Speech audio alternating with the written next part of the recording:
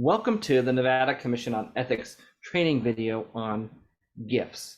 The Nevada ethics law has certain restrictions for public officers and employees on what types of gifts they can receive, and we often get questions from public officials about the nature of gifts they can and cannot receive. And so this video will go over the basics of the standard under the ethics law, as well as provide some examples of how the commission has ruled in the past.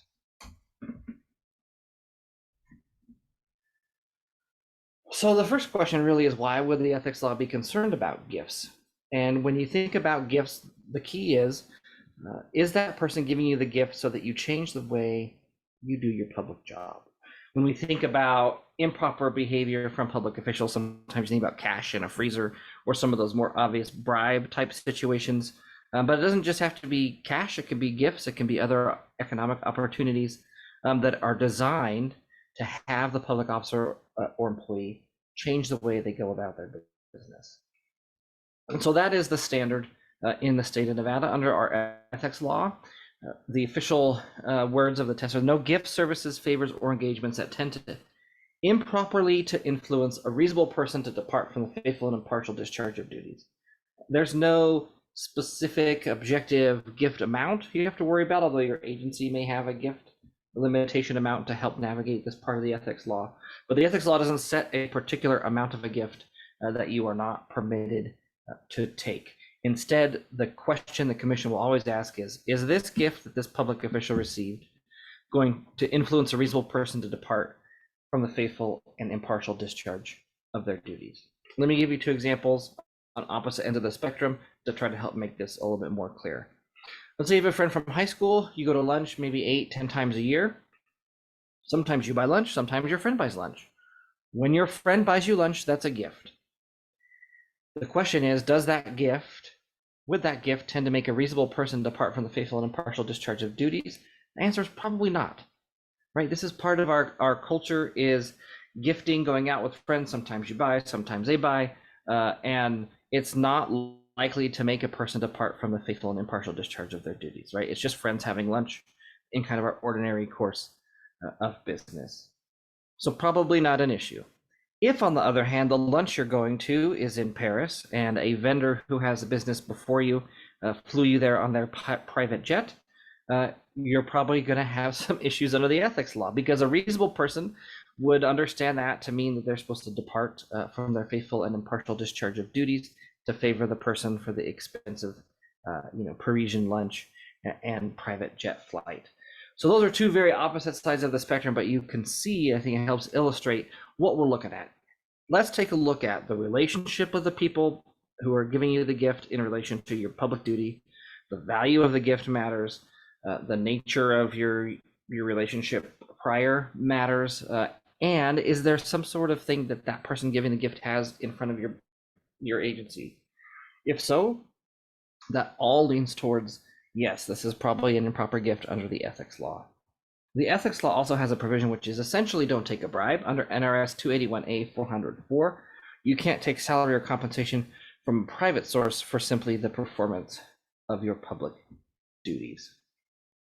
Okay, so I gave you an example that's obviously something that is probably like 99.9% of the time not going to be an ethics violation, going to lunch with your friends, versus the private jet. Let's look at some specific real-life examples where the commission has decided on the issue of gifts. The first example is the city of Reno and Century Theater. Century Theaters, who operated movie theaters, offered a number of free annual passes to the city of Reno, right? As a thank you. We would like to give these annual passes to folks who are working at the city of Reno. And the commission took a look at that, and they said, look, the Century Theaters has several matters pending before the city. At the time, they were working on building that movie theater. If you're familiar with Reno downtown, there's one down by the river. So they were working on that particular project. They had a number of theaters throughout town. The commission also took a look at the value. They said, look, I think at that point, movies were $7. If you went to the movies, they said if you added that up and you went to the movie theaters every day, which this annual pass would allow you to do, then it would actually be a pretty substantial chunk of money if you add it all up. And so the commission decision in that advisory opinion to the city of Reno, because the city of Reno said, ooh, hey, before we accept these, we should probably go ask the ethics commission. And the ethics commission said, do not take that gift. A reasonable person would depart from their faithful discharge of their duties based on that gift. That would be, based on the relationship that the Century Theaters had multiple items before the city of Reno at the time, and the value of the gift. Do not take the gift. It's likely an ethics violation if you do. An example of the other way. And there was an industry conference, and they had some governmental importance. There was a reason that you might want somebody from a particular state industry, including economic development, to go to this conference at a discounted government attendee rate.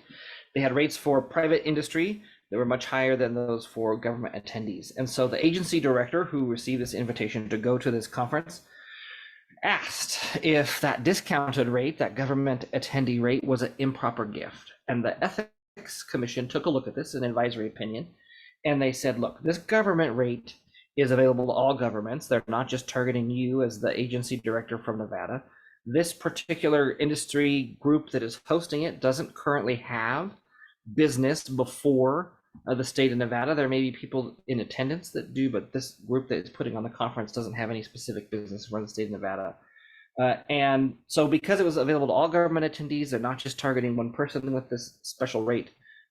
And there were good, strong government reasons. You want your agency to be up to date on this emerging market. And so the commission said, it's not an improper gift. Go ahead and attend the conference at the government rate. So in summary, if you think about the way to think about gifts is take a look at the relationship between the person giving you the gift and the value. Do they have anything before your business? Those are all factors the commission will take into account when taking a look at a gift case. But remember, you don't have to give up your humanity just because you're a public officer or official. You don't have to reject all birthday gifts and say no to Christmas or other holidays where you might receive gifts. You're not prohibited from receiving all gifts at all times, but you are prohibited from taking a gift that would make a reasonable person depart from the faithful and the discharge of their duties. Not if you personally would be influenced, but that reasonable person standard. So you want to be thinking about that. As always, as you saw from the two case examples, both of those were advisory opinions.